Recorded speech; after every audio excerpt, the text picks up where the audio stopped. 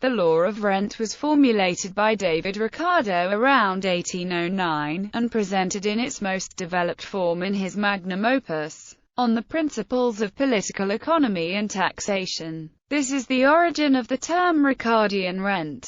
Ricardo's formulation of the law was the first clear exposition of the source and magnitude of rent, and is among the most important and firmly established principles of economics. John Stuart Mill called it the pons asinorum of economics. The law of rent.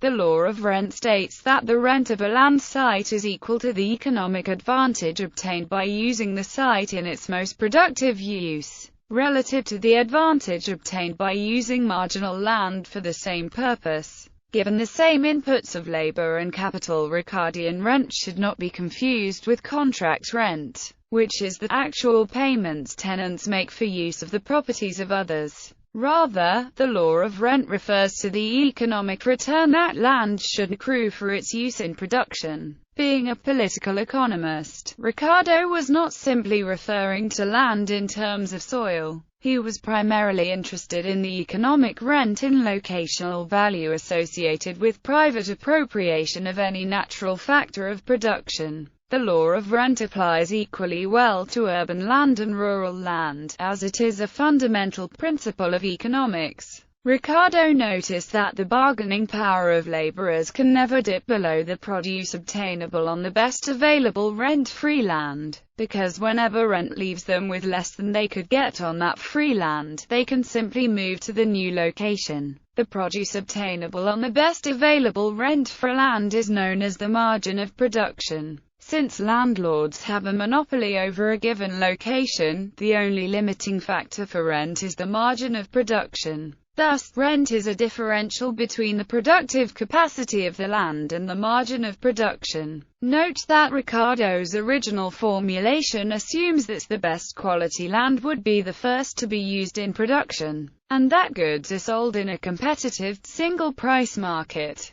Wages. This law has a number of important implications, perhaps the most important being its implication for wages. The law of rent implies that wages bear no systematic relationship to the productivity of labor, and are instead determined solely by the productive capacity of marginal land, as all production in excess of that amount will be appropriated by landowners in rent. This is not the notorious iron law of wages, which predated Ricardo, and is most commonly associated with the writings of Thomas Malthus. Indeed, Ricardo was an intellectual rival of Malthus on this point. The law of rent explains why the iron law of wages consistently fails to predict actual wages. If there are highly productive land sites available free, wages will tend to be high. All things else being the same, if the only available free land yields little, wages will tend to be lower. In contrast to Malthus's hypothesis of overpopulation, Ricardo explains mass poverty using deductive logic by noting that when there is no rent-free land, subsistence becomes the effective margin of production. Landlords will not charge more than this amount because it would entail no production at all, and thus no rent. The law of rent makes it clear that the landowner has no role in setting land rents. He simply appropriates the additional production his more advantageous site makes possible, compared to marginal sites. The law also verifies the claim by Adam Smith that the landowner cannot pass on the burden of any costs such as land value taxes to his tenants, as long as such taxes truly do not bear down upon improvements and affect the relative productivity of his land compared to marginal land. For this to be true, the tax must be levied on the rental value of land and not the rental income after it is taken by the landlord. Otherwise, landlords will be less inclined to rent. Increased production causing increased price. An example. Ricardo's theory results in one counterintuitive result. With scarce resources, like land, an increase in the amount produced can actually cause the price of that good to increase. To illustrate, consider wheat farmers outside London. Assume there are 3 types of land outside London in 1759 that can be used to produce wheat.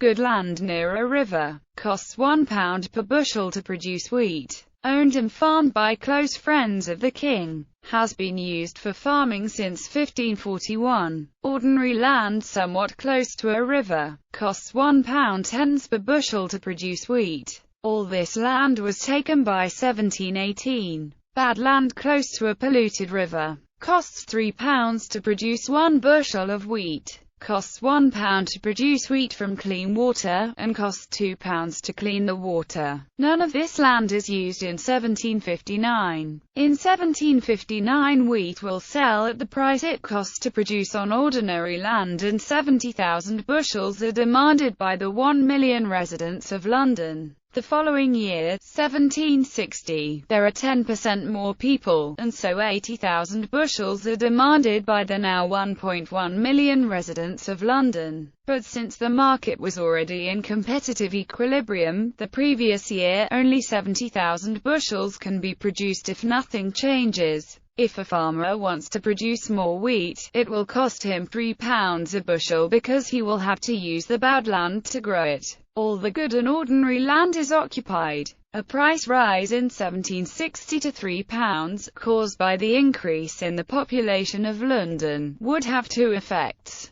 Although the total amount of wheat eaten would increase, each person would eat less wheat since it would cost more. Bad land, where it costs £3 per bushel to grow wheat, would suddenly become economically usable. Although bad land would not make a profit, it would break even. Since the increased cost of wheat will actually suppress demand, assume that in fact the people of London used 76,000 bushels of wheat in 1760. Those 6,000 bushels will be produced on the bad land at £3 a bushel. Since the market is in equilibrium, all the wheat produced on the better land, at lower cost, will also sell at £3 a bushel. The extra £2 that farmers of good land make, and £1.10 that farmers of ordinary land make, is called scarcity rent. Money earned over the cost of production merely by virtue of owning a more efficient piece of land.